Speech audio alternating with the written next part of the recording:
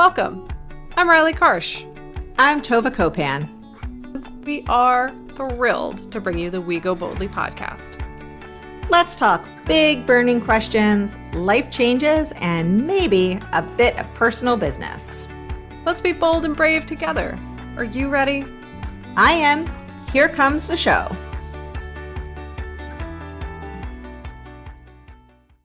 Hello, everyone, and welcome to We Go Boldly, the podcast. We are so very excited to have you with us on this special interim season 6.5, where we are talking about fitting in versus belonging and having a kind of two-part conversation around this topic.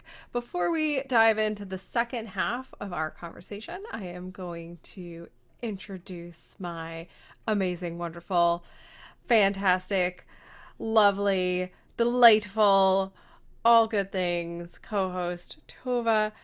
Tova, welcome to the show. How are you? What's happening? Well, it's not this day in real life, but in podcast life, I think it is the first day of fall.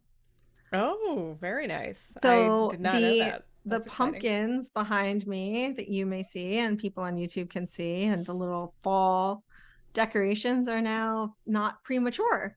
Excellent. Just because when we're actually recording this, they might be a little premature, but that's okay. Well, that's all right. I appreciate your seasonal decorating always. Yes. At some point, will need to change my background, but you know, that's at some point far in the distance. And I have a different definition of when the holidays start. So like, and I kind of just move things around. I mean, all the seasons still get the appropriate amount of time. Yeah. It's just that they get slid around. So, I get it. Opening day is the first day of spring in my head. Right. And Memorial Day is the first day, summer. Well, that's a lot of people feel that way. That I get. And spring does sort of get like the shortest end of the stick, but it's my least favorite holiday, so I'm comfortable with that. Or least favorite season. Interesting. Mm-hmm. Okay. Mm-hmm. Well, today, or this week, I should say, we are talking about belonging and fitting in. And this is the second part of our kind of two-part series on this conversation. Last week, if you tuned in, we were talking about belonging and fitting in as it pertains to sort of children and childhood and how we as adults can assist in that process for either if we have children in our homes or if we are, sort of the, I don't want to say authority figure. That's not the word I mean, but the, a responsible figure for a child, whether we're a teacher, a coach, a caretaker in some way, or just we have a relationship with a child. We can help that child foster a sense of belonging. And this week we're flipping the conversation to talk about that sense of belonging in ourselves as adults and how it manifests itself in our everyday lives, and how can we create a sense of belonging for ourselves, and how can we move away from that urge to fit in, which still exists even, I cannot remember how old I am. I was just asked not that long ago, and I keep forgetting, which, if you know me, is not particularly surprising because I struggle with my memory. And I am not saying that in a non-politically correct, like making fun of people who struggle with memory. I really do struggle with my memory, so I actually have no idea how old I am. So moving right along from that topic, I still struggle with this, and I particularly struggle with this at this time of year because it's like the back to school season, and that's why it popped into my head that this is a conversation I want to have. Now, I struggle with it at other times too. It just becomes more obvious to me, and I become more aware of it at this time of year because my kids are going back to school. I'm signing them up for more activities again. I'm interacting with people I don't always interact with, or if I'm interacting with those people I don't interact with as much. are now more often in my life. And so that feeling of that urge to fit in sort of sneaks up on me at this time of year more than it does at other times of the year. And so I want to talk about what that feels like and what it looks like in your life and sort of what do you do about it, right? Because it can get very uncomfortable and it can get in your way. And it's a bigger conversation, I think, than maybe we all realize. And I just personally I don't like it. It feels icky, and it takes me right back to junior high where I'm like, oh no, nobody likes me. And I don't know about you guys. I don't enjoy that feeling. It's very I don't like it. I don't know. So let's dive in. Let's talk about some definitions. We did this last week, but I would like to just go back over it for those of you who either didn't have a chance to listen last week or maybe forgot, which is as I said, something that I do all the time, and totally fine. So fitting in is really an external process. It's about changing and adapting ourselves to suit our surroundings or the situation, cutting off or reforming part of ourselves to fit a mold or expectation. It creates this superficial feeling of comfort. What I found very interesting in the research is that it's also very much a fear-based reaction, right? Like if you're thinking, what if they don't like me? And so I'm going to, go along with joking about other people who are not in the group, or I'm going to go along with wearing the same outfit that everyone else is wearing, even though I don't actually like it, or going to the concert that everyone's going to, even though I don't enjoy that particular band, whatever it is. It's very much a fear-based external behavior modification in order to fit in with the group. That was like a really big mouthful, but I got it out. Yeah, go ahead. Well, and I think it's important to recognize like we are always considering encouraging people to do things that are outside their comfort zone. Yes. And this is different than that. Like I am doing something outside my comfort zone today and it is stressing me out. Like I haven't been on a lot of trains and public transportation since the pandemic. I'm taking trains and buses and whatever. And I'm going to Brooklyn and I'm going to a show that of a singer that like I don't know her music that well. I just thought it would be fun and would be good to stretch my comfort zone a little bit. And it makes me super stressed. But it's something that I chose. I'm not doing it and forcing myself there because of some sort of fear or desire to fit in or anything. And I think that is important that we just mention that distinction that fear is involved with my day, but it's not the driver for why I'm going to this concert. Yeah. And so it's a really good point. Trying new things, expanding your boundaries in order to use your curiosity, learn to grow your own experience base. Those kinds of things are not about fitting in. Wearing the same offensive t-shirt that everyone else is wearing because you feel like you have to in order to be invited to the party in your neighborhood, that's fitting in because you're afraid you won't get invited to the party at your neighborhood, right? Those are two different things. And so I think that's a really good distinction and really important for people to understand. Belonging is an internal process, and it begins very much with what we love to talk about. We always talk about it begins with understanding yourself. And a definition that I saw that I really enjoyed is that it's about being grounded in our own authenticity. What does that really mean? Now, I enjoy it because it sounds really nice. What does that really mean? It means knowing yourself, right? Knowing who you are and being okay with that person and allowing that person to come out and play. Letting that person shine and go like, I'm going to wear my rainbow socks and my, my jean shorts and my, I don't know, whatever. Something that other people might be like, what's that person wearing? And being totally okay with that and confident with that and good with it. one of the quotes from the research that I was doing I thought was very apt, and it says if belonging comes from within, it would follow that you can't find belonging simply by having a fairy godmother wave a wand over your life and voila, belonging. Rather, it is developed over time with effort, hard work, and a willingness to be vulnerable. So belonging is about allowing yourself to risk being who you are and being okay with other people possibly rejecting that person, because who you are is something that you're okay with, and you want the world to know who that person is. So it's really based in love and self-worth. I accept myself as I am, and I accept other people as they are. So it's a Right. reciprocal relationship.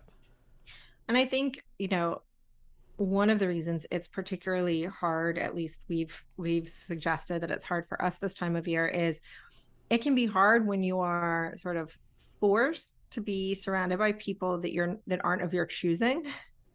So, and I think that happens when you're a parent, is you get flung in, and to a certain extent you hopefully chose where you live and that sort of thing, but um to a certain extent you're getting kind of flung into a situation where you're like, okay, and now you're going to have a new friend group for the year, and it's going to be the parents of your kids' friends and your kids' classmates. Good luck, enjoy. And like, you don't know anything about these parents. Maybe you do, maybe you don't, depending on the age of your kids and the age of their kids. And but there's going to be new interactions, and there's going to be like meeting new people, which can be super fun and also super stressful. And I've noticed that every different, and it's been different the last couple of years because of COVID, but every different class, the parents have a different vibe. Like, and it's really weird how that just happens. And so I think, though, we are relating to this specifically because of this time of year, but I think anytime you are sort of flung into a friend group not of your choosing, or a group of people not of your choosing, these feelings, this insecurity can come up.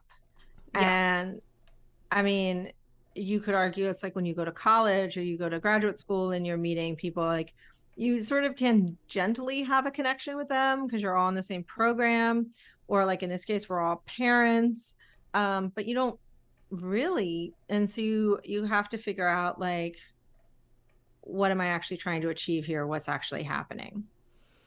Yeah, I mean, this could happen in any new environment, right? You Yeah. start a new job, you move to a new neighborhood. It could happen in any kind of transition, any space of change, and it if you are not grounded in your authenticity, which I'm now going to use all the time because I really enjoy it. Um, then it can be super challenging because you're like, oh, okay, well, I really want to meet some people and I want to fit in and I want to be welcomed here. But fitting in, as we've discussed at length last week and now in the beginning of this episode, fitting in is not the same as belonging. And Right. so if you find yourself trying to fit in order to find that sense of belonging, it will necessarily fail. You might have a superficial success from that, but if you've changed yourself in order to somehow try and find belonging, it's not going to last because you've superficially changed something about yourself, and then eventually that discomfort of like pretending to be something else Right. will become so uncomfortable that it can't be maintained.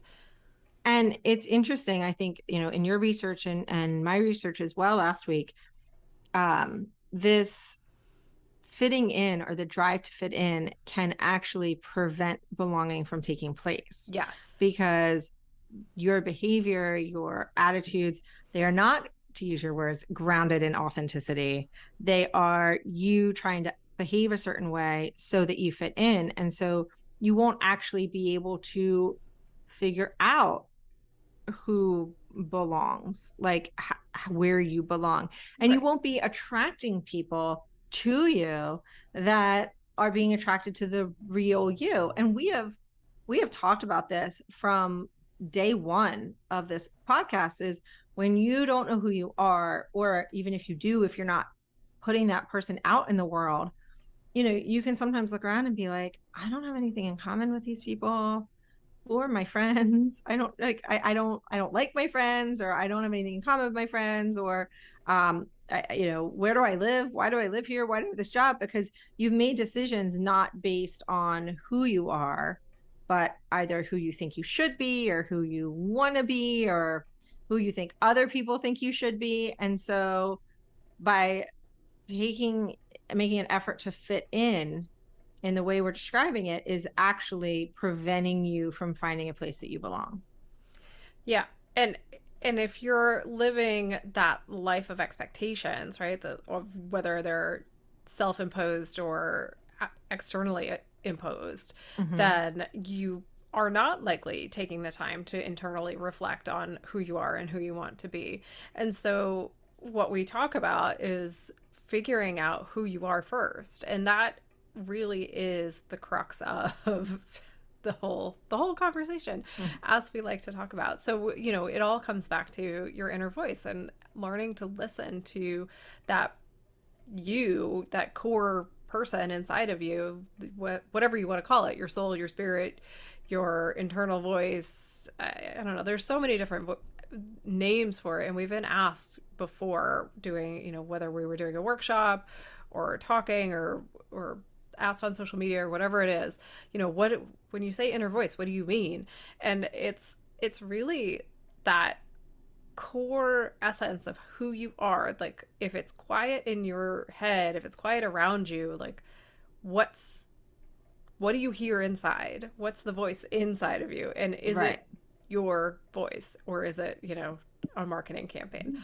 Um, or is it, some awful unboxing video on YouTube? Um, which I'm pretty sure it is for my kids.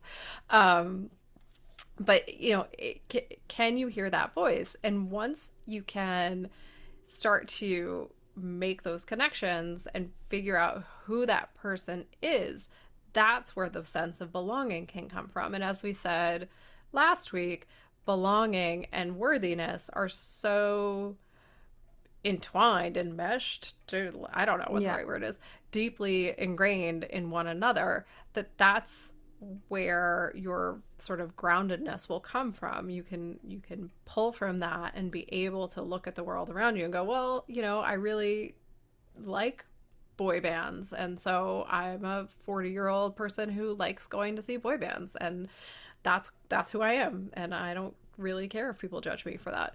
And I'm not sure why I pulled that out, because I actually don't like boy bands, but I was thinking of my kid who loves boy bands. Um, but sometimes they come out. But whatever it is inside of you that you need Yeah. to pull out and be honest about, that's what we're talking about. I think it's also really important to recognize that, like, you don't need to, nor will you, um, feel a sense of belonging wherever you are. Yes. Like, and so I think that like I'm thinking about this scenario of meeting a bunch of new fellow parents. And reading some of your research says acting intentionally in order to facilitate connection is not the same as changing oneself to fit in. Yep. And so I always like to, start a new year thinking, like, maybe a really good friend is in this group of parents. Like, that wouldn't that be fun? Like, if we had a friend. But so I do try to act intentionally in order to facilitate connection with other parents, but it I don't try to fit in. Now, I have to consciously not try to fit in. Like, Same. Same. I have to be aware. And sometimes what happens is I get upset and being like, oh my God, I wasn't invited to this, or I'm not fitting in. And then I have to remind myself, like, you don't actually care. And it's like, oh, that's right. I don't care. Yeah. Like, It's a whole cycle. Just for it's a whole anyone cycle. listening, it's a whole cycle that neither of us are perfect at. So it's okay if you're not too. Like, And we text each other. Like, right. I realized I don't care if I don't fit in with them, because I wouldn't have fun with what they're having. Like, that's the worst one, is when I see people doing something that I would not enjoy and then being upset that I wasn't That you invited weren't invited. Oh my goodness. and being like, why wasn't I invited? And it was like, you wouldn't even enjoy it. Why do Yeah. you want to be invited? It's like, I just want to be able to say no. Yep. No, thank I you. want to be in the in crowd. So I do think, though, it's important that, when we're talking about having that sense of belonging, what we're talking about is having it somewhere in your life. It is not going to be everywhere. Yeah. And that is okay. Nor should you expect it to be. I would say, even if you are like the most authentic person living your most authentic life and you are grounded in authenticity, there are going to be moments where you do not fit in. Like, even if you curate this very authentic life, Right. it's just going to happen. Yeah. I mean, the thing I try to remind my kids, which in turn I've realized as I get older, is often a reminder to myself as well. And Mm-hmm. that is, not all people are your people. Yeah. And not, and you are not everybody's person, right? Like, not everyone's going to like you, and you're not going to like everyone, and you're not going to like everything. And all of that is okay and normal. It's important to be kind and to treat people with kindness. You don't have to like everyone, and they don't have to like you, and that is okay. And it is all right to not be everybody's person, and for everybody, to not be your person. That's normal. That's a part of life. If everybody was meant for everybody else, like, how would we ever get anything done? Everybody would be at the water cooler all the time, right? Like, it would just be like one big gossip fest all the You time. love small talk so much, so you really love that water I cooler. would be terrible for me. I'd be like, "What? Tell me about your childhood." Nobody would ever get anything done.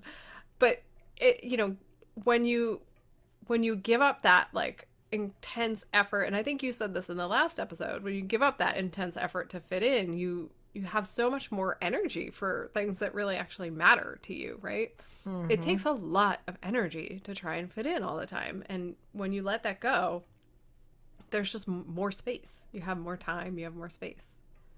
Yes. Speaking of space, we are going to take a break, Yes. and we will be right back. So, to continue this conversation.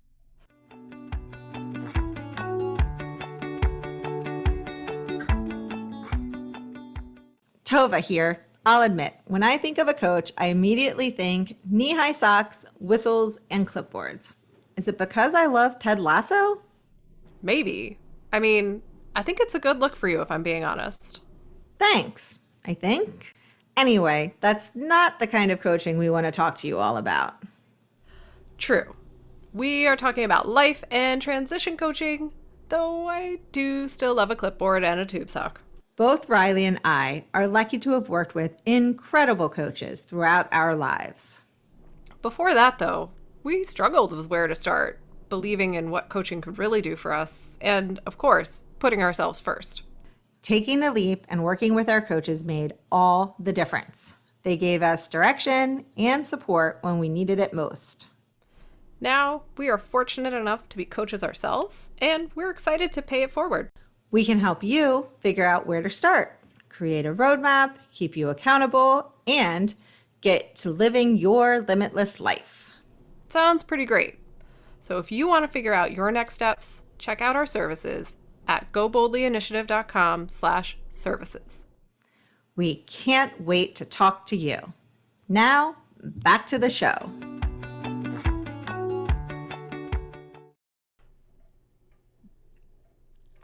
All right. Welcome back. One thing as we're talking, and I always like to, have these big conversations about belonging and fitting in, or really anything. I always like to highlight the physical effects of not having this happen. And one thing that I had read in the research for last week that I don't think we mentioned is you talked about it sort of, Riley, but like on the scale of needs, like if you have, food, shelter, water, clothing, those basic human needs that should be human rights, phones like healthcare and things like that in there. The next level up is a sense of belonging. Like there's a physical need that we have to belong. Our brains are wired that way, which is why they've done studies where babies, like before they hit that weird stranger danger stage, but like when they're really, really little, as young as 8 weeks, 12 weeks, they smile at people. They want to make a connection with somebody. And yes, it's a superficial connection because it's just a little baby that, doesn't do anything. But it is, they smile, they're making a connection. And it's not just smiling at their parent, they smile at strangers. They're just like, hi, look at that person, I'm going to connect. And so I think that is very, very interesting and important for us, because I think sometimes, a lot of the time, especially in our society, we love to talk about how you don't need anyone and you can do things on your own and you're so independent. And that is a lie, and it is wrong. And being independent is awesome. I like to hang out by myself. I like to go places by myself. I'm excellent company. But I cannot do things by myself, whether it's needing help, financially, because my car has decided to totally break down and just abandon itself in Virginia, or it has moved up a state, we towed it, or just needing the moral support. And sometimes it's even needing friends who know who I am authentically, and I need to check in and be like, wait a minute, who am I? Because I feel like I've gotten lost a little. But I think it's really important to recognize that this sense, and I used the words before in the last episode, of this rugged individualism, it's a fantasy, it's a story, and the real life is much more it takes a village than rugged individualism. And so I think that, so then there's also mental health side effects to not having a sense of belonging, that are depression and anxiety and potentially suicide. And those are also physical manifestations, right? They're mental health, but it's, so many people don't attach that, but it's a physical manifestation also to that sense of not belonging. So this is important, and it's something that it's important to know the difference between fitting in and belonging, because fitting in doesn't make you less likely for depression, whereas belonging does help those things, right? So I think it's really important to know the difference. Yeah, I agree. And the studies that have been done on this are fascinating. I mean, the research we did for these two episodes has sort of I opened my eyes even more to how fascinating this is. As you were saying, Tova, the on the physical side, then, and I think we did talk about this a little bit last episode, but just to reiterate, the need for belonging is hardwired in our brains. As you said, it starts just almost as soon as you're born. But then, studies have shown that we experience social exclusion in the same region of our brain where we experience physical pain. So it's when you experience physical pain, a certain part of your brain lights up. That same part of your brain lights up when you experience social exclusion. So it is hardwired in your brain to want to be included, to want to belong. We crave interactions in the same region of our brains where we crave food. These are the same parts that, Tova, you were just describing in that hierarchy of needs. And like you just said, when people lack a sense of belonging, it's a strong predictor of depression. It's a stronger predictor of depression than feelings of loneliness or lack of social support. So belonging is an essential component of life. And it's one of the reasons we wanted to take the time to have this conversation. We've talked about belonging before. I don't know if we've talked about it in such a pointed manner. Right.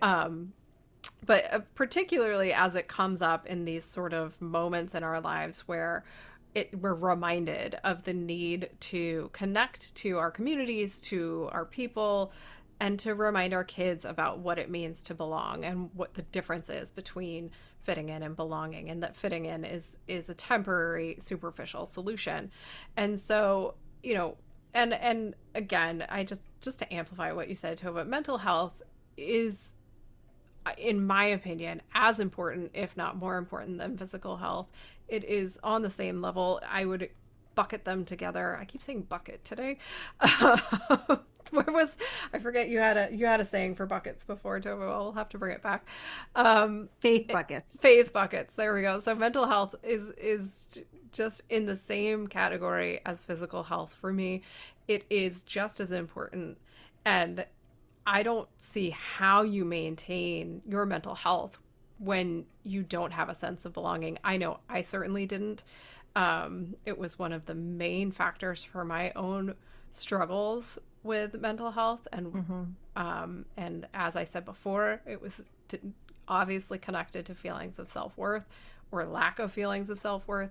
And so, all of that tied together is really important. The other thing I want to mention, and we're not going to go too in depth into this, but I do think it's important and want to touch on for anyone who is in a workplace environment, who owns a workplace, or thinks about this at all. Belonging is important in the workplace as well. And I just want to read a quote about belonging in the workplace that I think is relevant. And that is that belonging is the feeling of security and support when there is a sense of acceptance, inclusion, and identity for a member of a certain group. It is when an individual can bring their authentic self to work. When employees feel like they don't belong at work, their performance and their personal lives suffer. I think this is extremely important. I hope that if you are in an office environment that you feel like you belong. I know that there are a lot of companies that talk about these things. Not a lot of companies necessarily are doing much about it. There's a lot of talking about it. I think it's really important that when you spend the majority of your life in an office, because when you're a 9 to 5 worker or a 9 to 9 worker or whatever it is, Right. That's a lot of your life spent in an environment with other, with the same people. It's like going to school for kids, right? You're always with those people. You want to feel like you belong, and in order to feel like you belong, you have to be able to be yourself, and that requires fostering an environment where that's acceptable. Well, and so two things on what you said. I know we've talked about the one thing about the workplace environment before, but if you are, because we've talked about the sense of belonging in the workplace in the past and empathy in the workplace, but if you're trying to create an environment where people belong, that also requires it doesn't happen by default. You have to be proactive, but you also have to have policies that allow people to express themselves the way that they feel, and often at times that means that you have to allow for policies that support diversity and inclusion in your workplace, because if somebody is like the only person representing their culture in your workplace, it's very hard to have that sense of belonging, unless the sense of belonging is there's a bunch of people that represent the only culture in their workplace, and it's just a whole menagerie of amazing people from all over, and that could be in itself a sense of belonging. Right.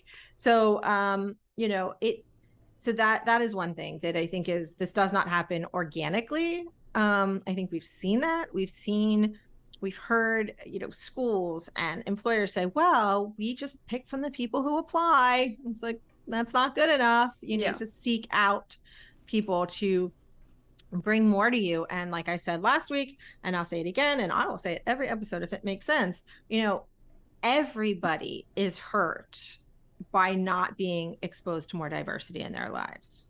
Everybody. Yes. So that is one just thing about, we have had a whole episode where we talked about sort of empathy in the workplace and belonging in the workplace. Yeah. The other thing I wanted to talk to you about is one thing that is really hard. If you have gotten to the stage where you're an adult and you're listening to this podcast and you have not experienced a sense of belonging, it is hard to also at the same time figure out who you truly are. Like, what's interesting is giving kids a sense of belonging, no matter who they are, is one thing that allows them to figure out who they are. And so it's like a chicken and an egg situation.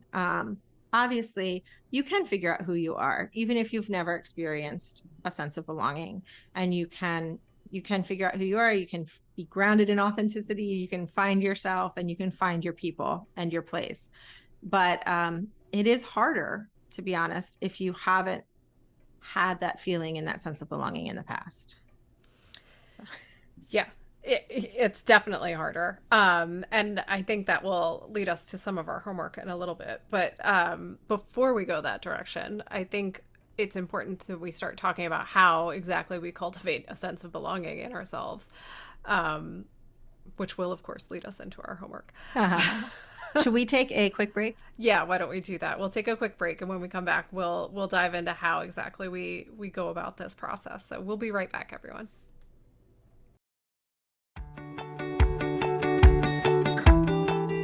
In case you didn't already know, we love talking. True story. More than simply talking, we love researching, prepping, and bringing this podcast to life. We launched We Go Boldly with the goal of reaching people dealing with the kinds of questions and concerns that we also face. Things like how to hear my inner voice, how to make sure my habits are worth it and stick, how do I feel my feelings and still manage to function. After years of personal work and lots of trial and error, we realized we have a lot to share on these topics. Now we've been broadcasting for over a year, and we are proud of our podcast. And to no one's surprise, we still have a lot to say and talk about. We sure do.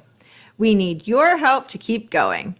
Every episode takes time and money to create, and we would love your support.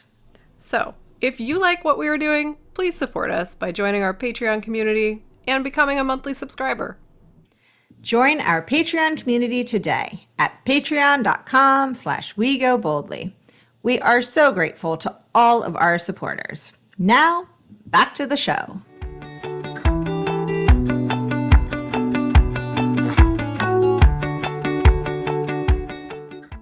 All right, welcome back to the show. Right before the break, we were talking about how to cultivate a sense of belonging and sort of the how-to of all of this. And while doing the research, there were, as you can imagine, like, I don't know, 20 articles with 50 step lists and, you know, all the things about how you can take 45 actions a day to cultivate belonging. And you know, we don't like those lists because they seem outrageous, and we don't like to overwhelm everyone with the 45 steps you can take. So easy to implement 45 steps into your life. 45 steps a day. I've been trying to learn how to floss daily for the last 12 years, but sure, I can throw in right, my 45 step morning routine. Whoever makes these lists needs to cut them down.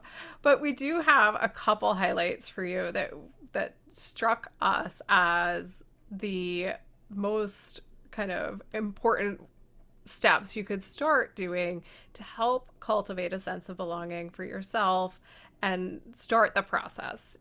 If something else comes to you and helps you, awesome. That's great. You know, belonging is about understanding yourself. So that process is unique to you, it's personal to you, and you may expand it in kind of whatever way makes sense for you.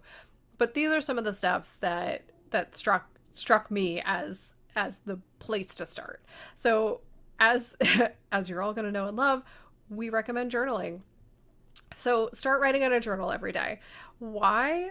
Because that's one of the ways you can start getting your thoughts and feelings from inside your head to the outside of your head. You may think it's impossible, right? Like, I don't have time to journal. Why would I journal? I don't have anything to say. And I get that. I totally get that. And sometimes I don't have time to journal and I don't have anything to say. But even if you write a bullet point list down of like, I feel tired, hungry, frustrated, and then that's it, that's still enough to start the process, because it is a process.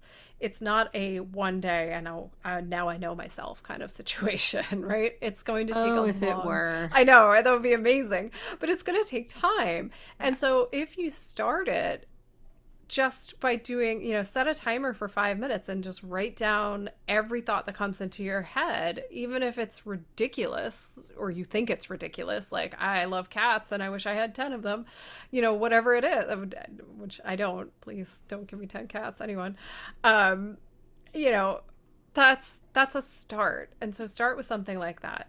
Uh, I just add one more thing. It's amazing because I don't journal enough. And a lot of times I'm like, well, I don't want to journal. What difference does it make? Yeah. But it's amazing how you feel heard, even when it's by like a notebook.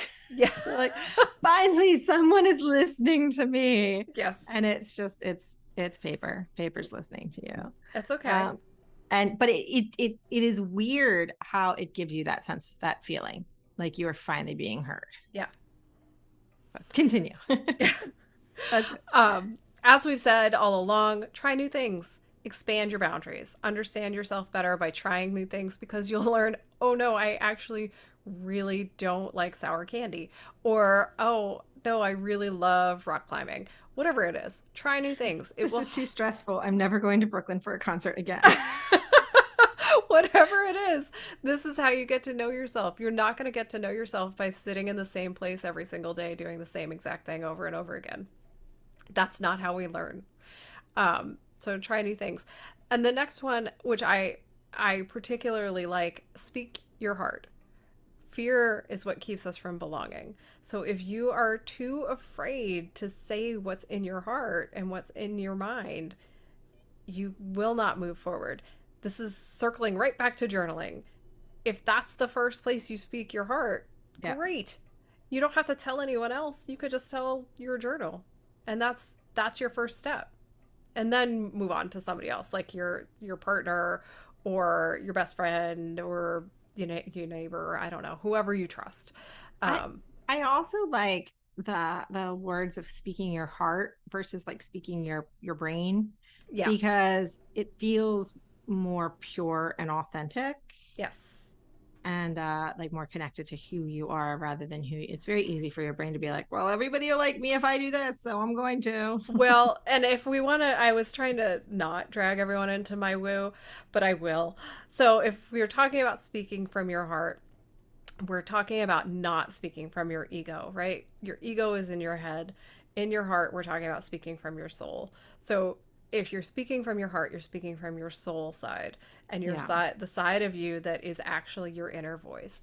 Now, if you're speaking from your head, you're speaking from your ego, and your ego is going to lie to you all the time. Your ego is your fitting in voice. Mm-hmm. And so if you want to speak from your belonging voice, you speak from your heart. I like it. And that's very wooey. And that's all my woo for today. Throw your woo around anytime you want. There's a couple more. So break free from lies. Now, we say this to you guys all the time. Your brain lies to you. Your brain is a liar. It's a dirty liar. It will lie to you all the time, and it will tell you all kinds of bad things about yourself. Your inner monologue is mean. Have you ever noticed?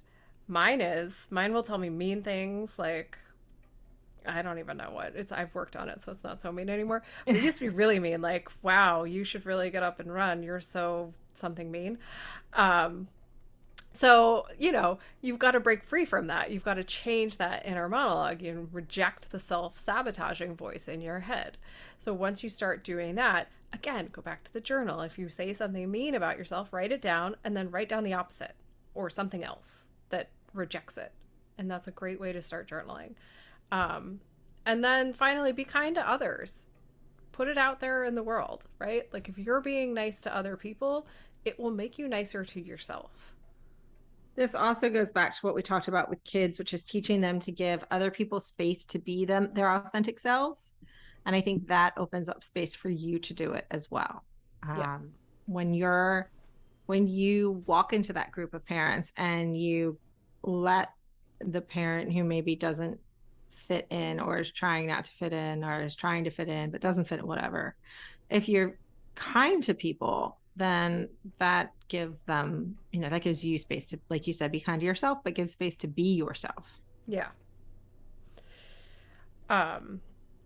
So there's a couple more. and you're welcome to take them over if you want, Tova. I know I've been talking a lot, but I do really enjoy that everywhere I was researching, everyone says to rock the boat, which I guess is like the phrase to use, which I appreciate because they all say rock the boat and don't worry about who falls out. So I think that essentially what everyone who does research in this area is saying is, you know, be who you are.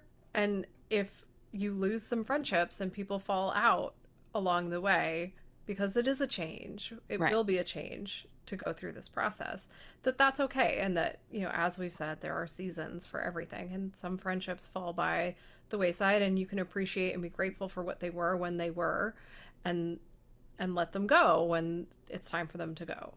Well, I think it's been a while since we've quoted Glennon Doyle, so now it seems appropriate. Excellent. She she says, you know, if you're going to be too much for some people, those aren't your people, right? Those might be the people who are falling out of the boat. Right. I don't know how you say the word rock the boat though, and not immediately break into song in your head from Guys and Dolls. But in that song, they're actually saying, don't rock the boat. So not the right song for this conversation. Yeah, true.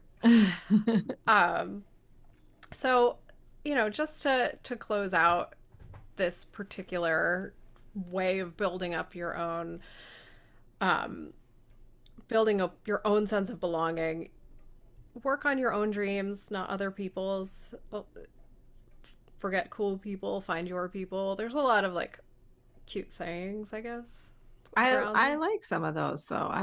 I like them because I think, you know, I tell my kids like, well, my oldest was telling me how like they're these super cool kids. And I was like, who says they're cool? And he's like, they say they're cool. And I was like, why do they say they're cool? And he's like, well, because they have phones. And I was like, okay, but like soon everybody in your age group is gonna have phones. Like then they're just like everybody else with phones. I was like, coolness is a construct. Like Right. it is made up. But at the same time, I definitely feel like there are cool kids that are like grown adults. And I'm like, oh man, they're so cool.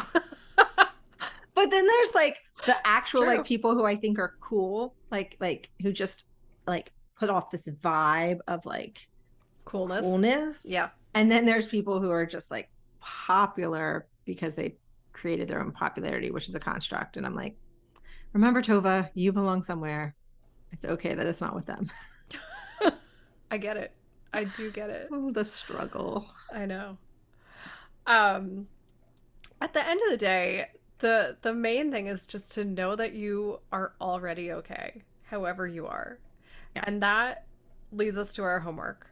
And so here's our first step for you, and that is to do some mantra work. And we're going to refer back to our favorite, Mr. Rogers. Yes. And so this week, what we'd like you to do is write down Mr. Rogers' quote. And I might ask you to say it, Tova, if I get it wrong. Okay. But what he always used to say, I guess, I think he said it every time at the beginning of every show, every Mr. Rogers Neighborhood, is I like you just the way you are. And so what I want you to do every day for a week, when you get up and you have your tea or your coffee or whatever you do when you first get up in the morning, is to either look in the mirror, or if that's too much for you, which I get it. So either look in the mirror and say, I like me just the way I am, or write down on a piece of paper, I like myself just the way I am. You can make that grammatically correct, however you whatever works for you. And I want you to do that every day for the next 7 days. And I want you to sit with it and see how it feels. Allow it to sink in. Because mantras take repetition, right? So say it to yourself in the mirror and write it down. Just say it in the mirror or just write it down. You can pick. So try that for a week and see how you feel by the end of it. Then I want you to let us know how it goes on social media. If you're not comfortable putting it out on social media, feel free to email us or, direct message us, whichever, and let us know what you thought of doing that. It can be really uncomfortable to go through the process of looking at yourself and giving yourself a compliment. It can be awkward and weird feeling to do it. I've done it. Tova's done it, and it's bizarre, but it's also kind of liberating to do it. And so I can't recommend it enough. And if you're listening and you're going, oh, why would I do that? The purpose of doing it is to sort of break down this barrier that you might be feeling around your own sense of self and your sense of who you are and your sense of worthiness. Yeah. And once you start that process, it will kind of kickstart the rest of it for you. So try that, see how it goes, let us know. And we will be back next week with another brand new season. We can't wait to talk to you guys and debut season 7. I can't believe it. But we'll see you all next week. Hopefully everyone has a lovely week. And until then, take care, everyone.